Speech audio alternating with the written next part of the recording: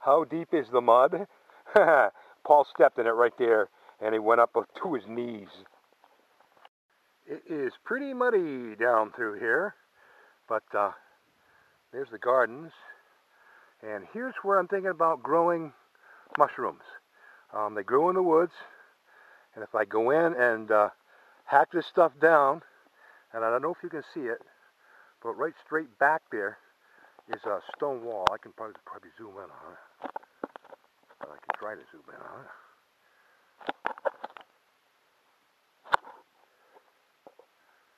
But I can grow them right along that stone wall to start, and in those woods right there, I think there's enough to grow 100,000 mushrooms, you know. Okay, and here is an area that needs to be cleaned out, like the rest of it already is, pretty much. I'm thinking we can do berries and stuff back here. Raspberries, blueberries, blackberries, that sort of thing back in here. And again, on the other side of the road is the mushrooms. There's another view of the mushroom place, and another view of the stone wall. Okay, now if you look up in there, way up in there, you can see maybe just pick out the edge of the wood. That's the wood that Harold's got cut and that we got to get shipped. But now, obviously, you're not getting a 10-wheeler truck in here.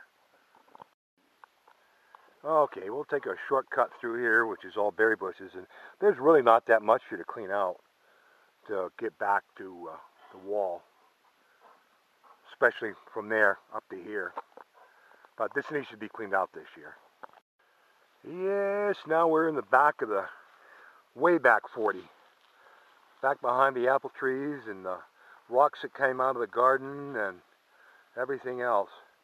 But this whole area here could be garden, could be that raspberry or blackberry or blueberry bushes or whatever we wanted to do back here. Oh yeah. There's more, those are all blackberries down there. But they're going by, I think. And down there, we'll take that way on the way back. But down there is a nice section. If it was cleaned out, actually that whole section from that skidway, if we clean that stuff out, we could grow blueberries from there all the way down to the trailer.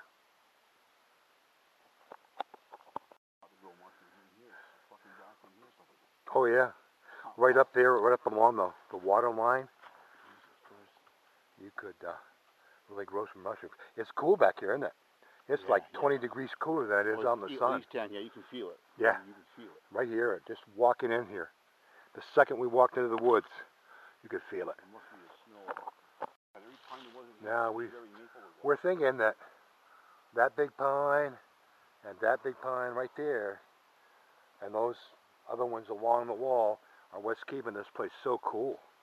But yeah, I think we can grow a couple of mushrooms up here, a couple pallets of mushrooms up here, a couple pallets on the other place where I was thinking of growing them, and find out what it does better, which microclimate is better, because it's really cool right here. It's 20 degrees cooler than it was on the other side of the stone wall.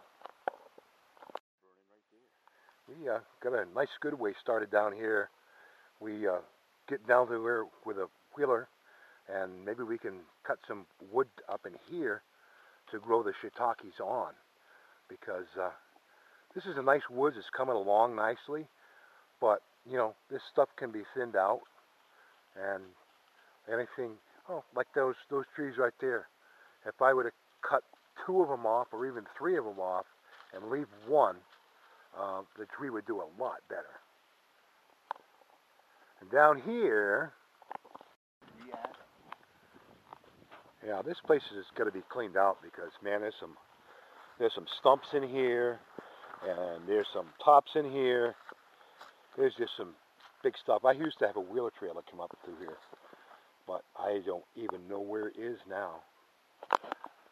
But like Paul says, down in there too, there's some maple that could use for growing mushrooms. There's a funny looking maple right there. It's bent at the bottom, perfect size for growing mushrooms. Yeah, here's another look at that field there. If this was cleaned out, this would all come back, I think, to blackberries, because this is what this was. But you gotta cull that stuff down. Only have a few male plants and the rest of female plants. Anyway, it's worth trying. See how his stuff will grow in here. I think if this was completely cut down this year, then after next year it would start producing berries again. Yeah, here's the back side of the field, and again, I think this is where we can grow some blueberries, raspberries, and that other kind of stuff. And down here, this can all be cleaned out. All of this can be cleaned out. This is take a lot of work, but I mean, this is just like this was. We can just keep on coming around with the field and bring it down the other side. You garden up to those apple trees down there, and berries and stuff back here. I mean, we got a lot of space to grow stuff. Freshly cut though, maybe? Now I'm thinking here, this is all blueberries down here. If this was all cut off, I mean cleaned out, and just the blueberries were allowed to come back, there's a lot of blueberries down through here. Well, I don't know what we're going to do back here, but we're just off the edge of the field, and this is a trail I used to ride with a wheeler. Boy, the stuff in the middle of the trail, of course you can't see it whenever thing comes into bloom, you know. But look at the mess out here. Just a complete total mess out here. This is one of the wheeler trails I'm probably going to clean up this year, given the amount of time. Now I think this in here is all ferns. I think it's all ferns coming up right in this area. So Doug, if you wanted to dig some ferns up, take them to Boston and see if you could sell them for $5 a pop, or even $3 a pop, I think this would be the place to do it. I could get fucking, oh yeah. Look at that stuff down there.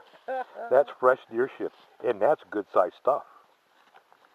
There's a lot of that deer shit up here, right up there, right on the other side of those bushes. There's loaded with deer shit. Oh, there's more over there. Well, we're not going to go through that. I think I had with a wheeler before, but I think I'm going to go up through the woods.